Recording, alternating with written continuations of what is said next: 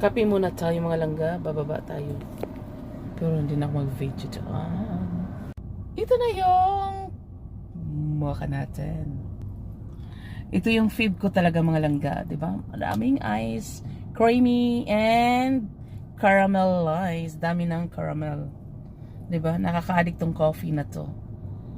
Chill mga langga dahil mainit ang panahon. Sarap. Ito ay yung i-required ko sa inyo.